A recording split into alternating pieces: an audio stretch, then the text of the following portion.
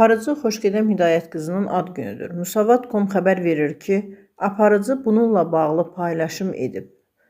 Bir müddət əvvəl itirdiyi valideynlərini xatırlayıb.